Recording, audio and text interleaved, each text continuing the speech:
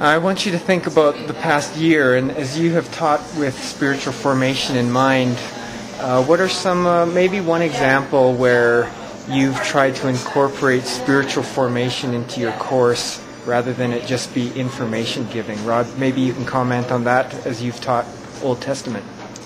Sure. The first thing that pops into my mind when you ask that question is the notion of prayer, and prayer as an academic discipline that hasn't had a lot of study. It's more a history of religions approach that the Old Testament takes.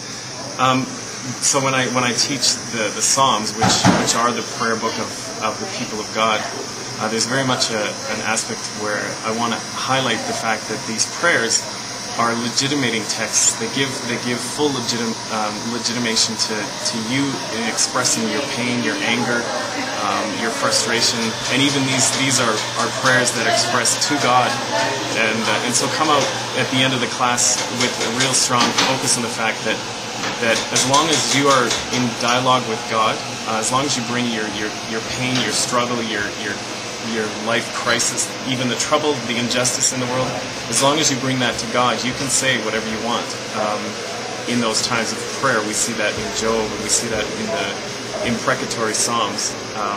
And so it's permission to pray to God. And so I think it's a liberating message for kids that maybe have been told this is how you pray and this is how you don't pray. The Bible doesn't seem to get into that. As long as you're bringing your requests to God, the Bible seems to say, bring it, keep engaging me in this relationship, and so that I think is one of the ways that we do it in the Old Testament class. And Joyce, maybe a final comment on teaching with that spiritual formation perspective and how it plays out in real life for you in the classroom.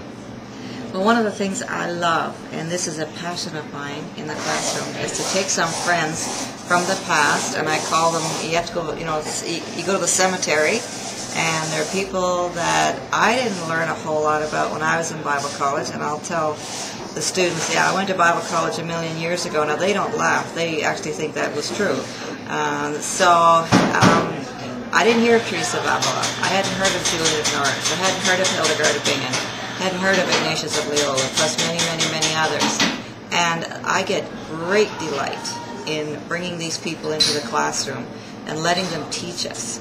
And not only letting them teach us, but in trying to let them speak into our lives, and what would they say to us if they were to come into our classroom today.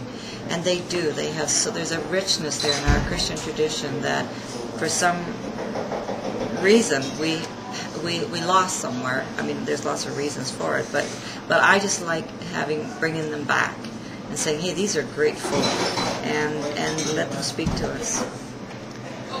That's great. Joyce Peasgood and Rod Olson, who are a great gift to us here at Rocky Mountain Bible College, connecting with our Canadian Baptist students. Blessings to you.